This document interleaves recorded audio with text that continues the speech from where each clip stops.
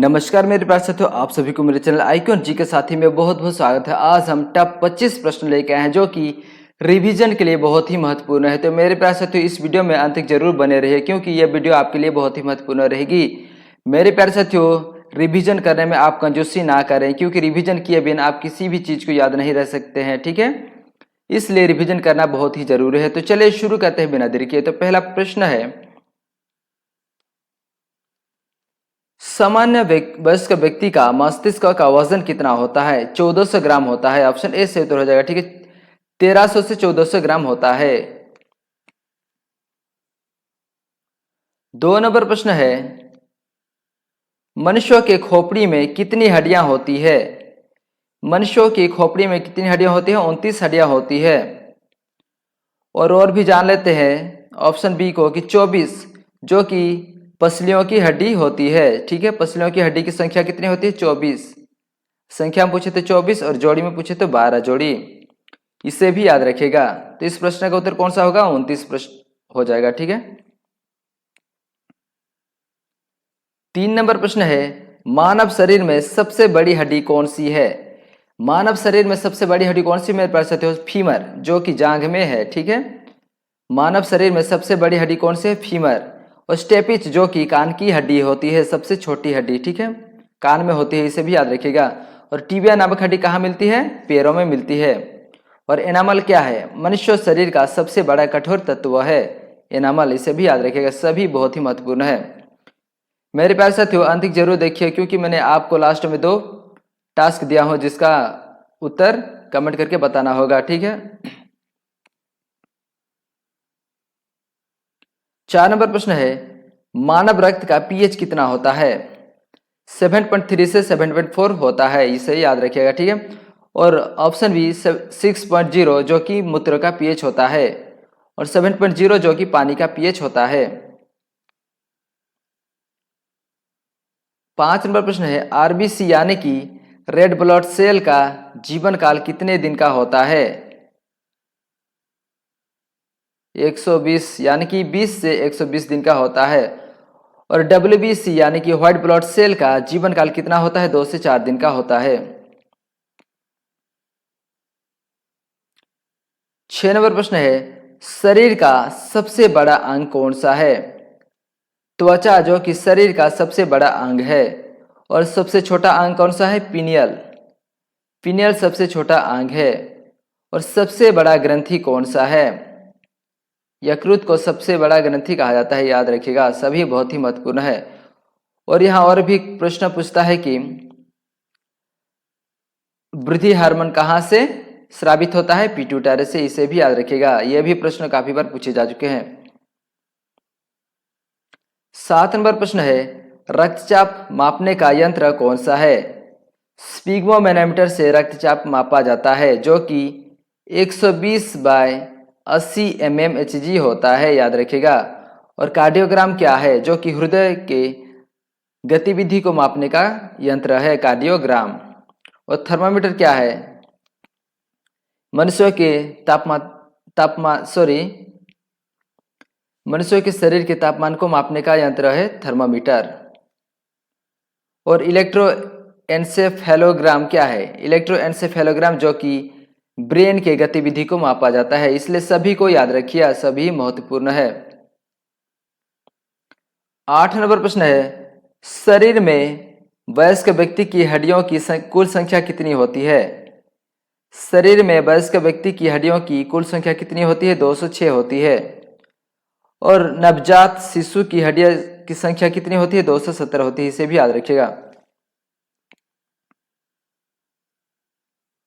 9 number प्रश्न है, कोशिकाओं के अध्ययन को क्या कहा जाता है? कोशिकाओं के अध्ययन को साइटोलॉजी कहा जाता है। और कार्डियोलॉजी क्या है? हृदय तथा उनकी बीमारी के अध्ययन को कार्डियोलॉजी कहा जाता है। और हेमाटोलॉजी, रक्त के अध्ययन को हेमाटोलॉजी कहा जाता है।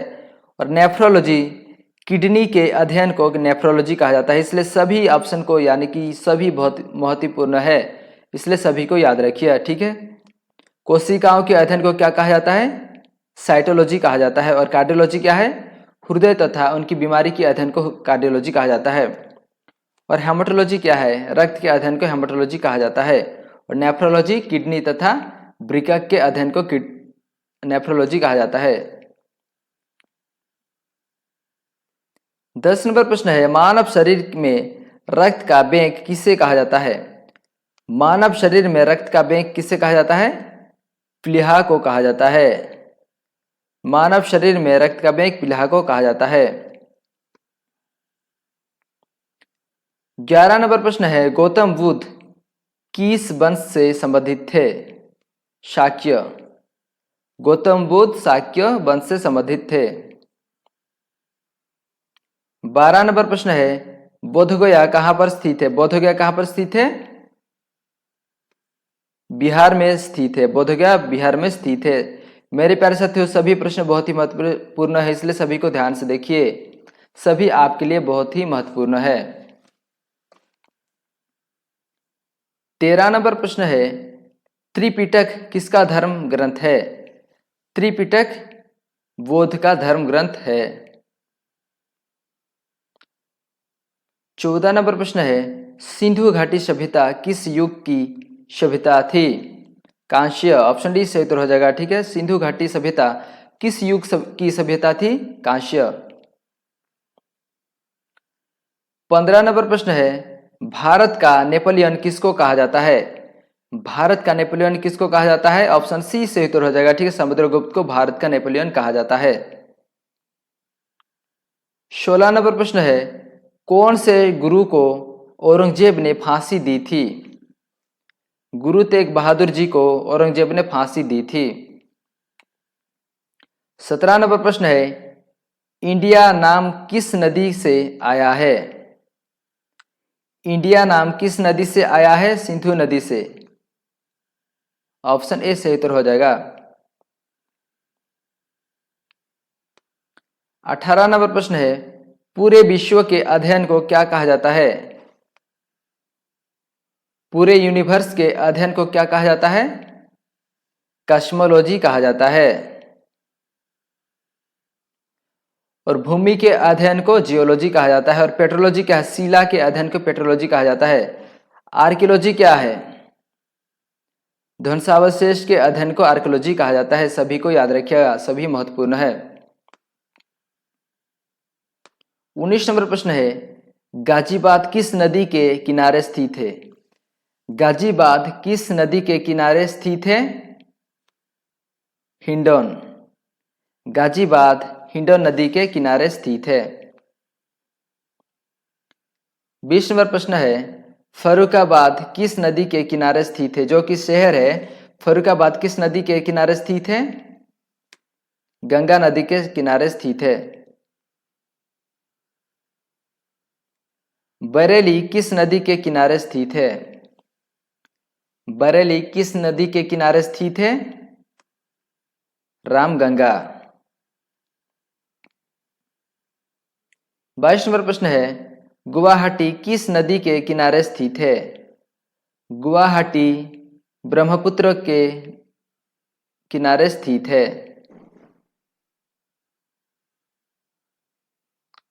23 नंबर प्रश्न है, भागलपुर किस नदी के किनारे स्थित है? भागलपुर जो कि बिहार के शहर है। ठीक है, भागलपुर किस नदी के किनारे स्थित है? गंगा नदी के किनारे स्थित है।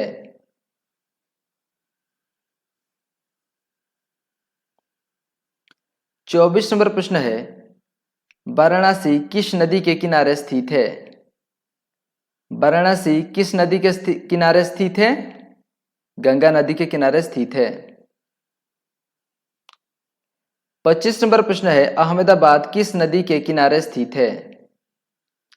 अहमदाबाद साबरमती नदी के किनारे स्थित है। मेरे प्यारे साथियों, ये था अति महत्वपूर्ण 25 प्रश्न। अभी हम आपको टास्क दे रहे हैं, 2 टास्क, जो कि कमेंट करके बताना है। ठीक है, कौन सा सही उत्तर हो जाएगा, इसका सही उत्तर क्या होगा। भारत में कुल कितनी नदियां हैं? आप कमेंट करके बताइए कि कुल कितनी नदियां हैं। और 2 नंबर प्रश्न है, सबसे पहले भारत की खोज किसने की थी? यानी कि भारत की खोज किसने की थी और भारत में कुल कितनी नदियां हैं, ये आपका टास्क रहा। ठीक है, आप कमेंट करके बताइए कौन इसका सही उत्तर क्या होगा। तो मेरे प्यारे साथियों, आप सभी को बहुत बहुत धन्यवाद इस वीडियो को देखने के लिए और आप सभी के भविष्य के लिए बहुत बहुत धन्यवाद।